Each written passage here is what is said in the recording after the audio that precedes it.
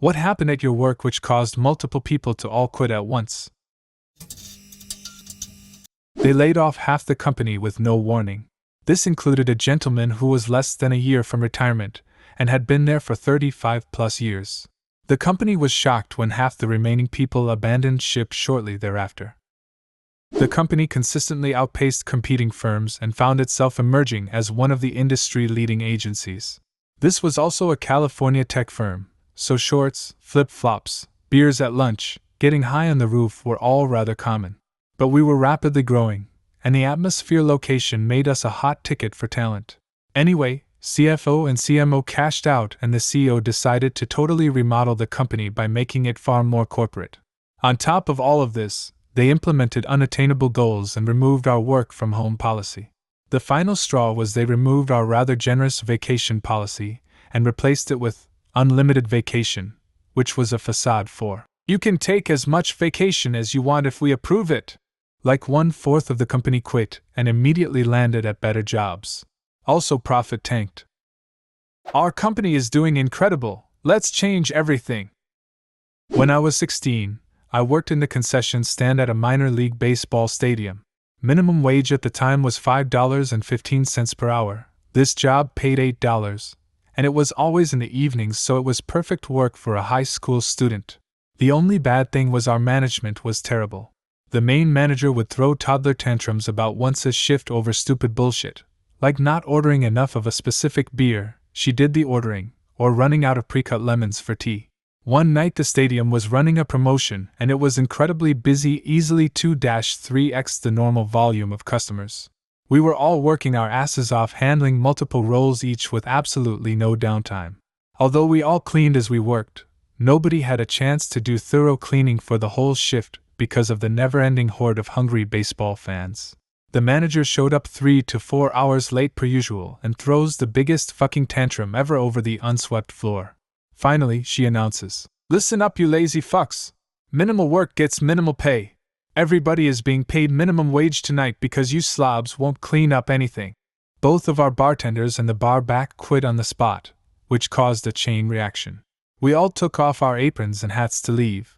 She blocked the exit and was red in the face from screaming, so one of the cooks climbed out of one of the big serving windows where we served customers, so I did the same and most of the staff followed.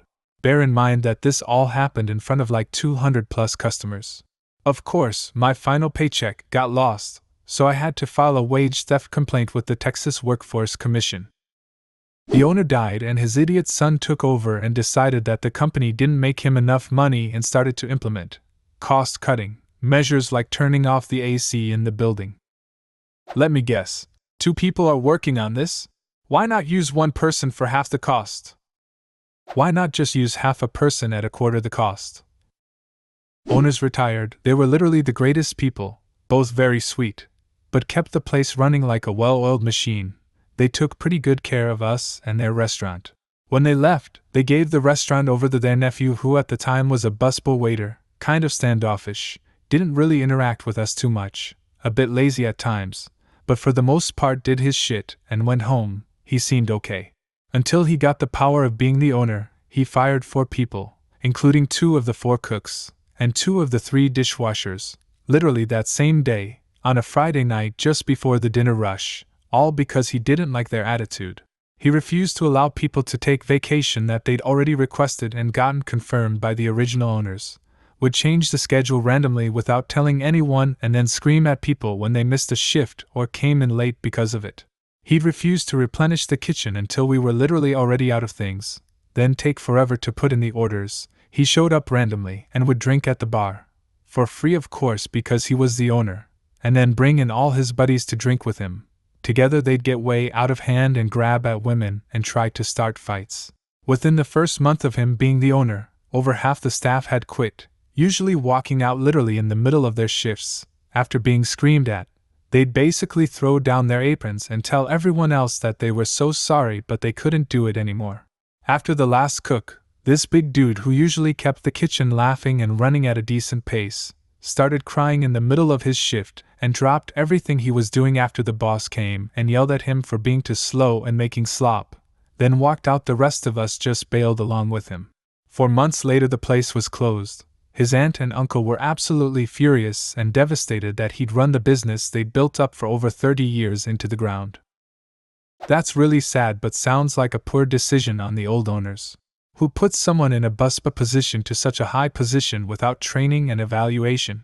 If they knew they were retiring, they should have begun to train him so he would be ready to take over, and if they would have realized he was ill-suited, then they could have found someone to take over instead. I realized I forgot to add that one of the 4 people he fired initially was the senior manager, who was supposed to show him what they hadn't. But being their nephew, he did do extra stuff, and they showed him what he should have been doing whenever they were there. Officially, though, his job was just being the busboy or waiter for a few years before this was decided. But on the whole, yeah, they should not have just up and left to retire without giving him a few months in training wheels to make sure he could actually hack it. None of us thought he'd be like that, though. When they reached out to try and find out what had happened, they moved out of state.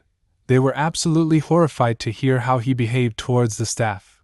But by that point it was too late to do anything about it. I was hired by the new owners to replace the existing manager. I was under the impression that he was moving on to another job somewhere. So after about 4 days I ask him where he's headed and if he's excited. He just looks blankly at me and says, "I'm not going anywhere. I'm just training you as the assistant manager, right?" The look I gave him must have been a great tip-off, because he got up and walked into one of the new owner's offices.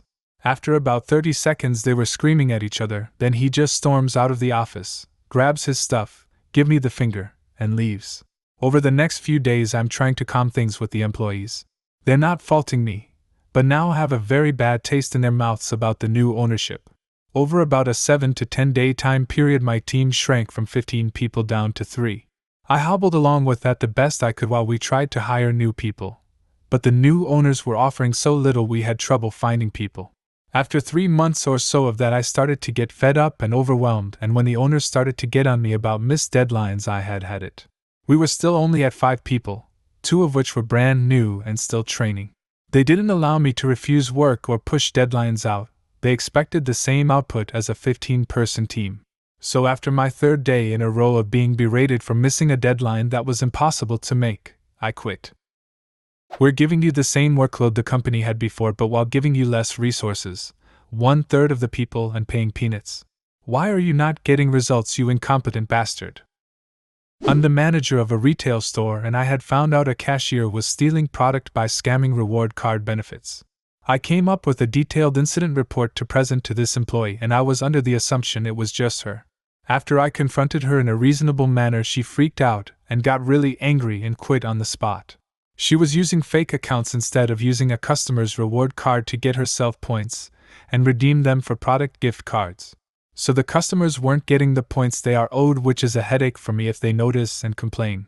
The next day every other cashier called me and quit, and after thinking what a fact just happened, I found out they were all in on it, and were using this lady's fake card on their shifts too. So I'm down 4 cashiers and I have 1 left. This same day my last remaining cashier disappeared for 20 minutes. Turns out she was in the bathroom with another employee doing the nasty. She quits because her dad is a cop and doesn't want to find out she got fired for this. And she also asked me if she should go to urgent care because she didn't take her tampon out before they did it, and she couldn't find it. The guy also quit because he didn't care and was moving anyway. I was down to literally managers only. So the first part is the mass exodus, and the last part was just for can you believe this shit? People say wow, unemployment is so high at 5%. I say, I can't believe 95% of you have jobs. Who the fuck is giving these people jobs? Daniel Tosh. Worked at a data company. The guys in the sales department fucked around all day. They'd literally be in the parking lot drinking beer and racing RC cars. When it came to handling accounts clients, they frequently gave away free accounts in order to retain customers and make their own sales numbers look good, and somehow they got away with it. Meanwhile, there were dozens of programmers and database nerds working tirelessly behind the scenes to integrate a bunch of complicated data and make it easy to access via the website. Yearly holiday announcements come around, and upper management decides to send the entire sales team to Hawaii for an all-expense-paid vacation. When the furious developers asked why they were just taking the sales team, the confused CEO literally said, "Well, I mean, I guess we could ask the sales team to pick one person from each department who helped them the most this year, and take them too. The programmers, engineers, database people were livid, and walked out in droves. Gee, I wonder why the company tanked. It's the same in every company. Sales makes money. Developers, testers cost money.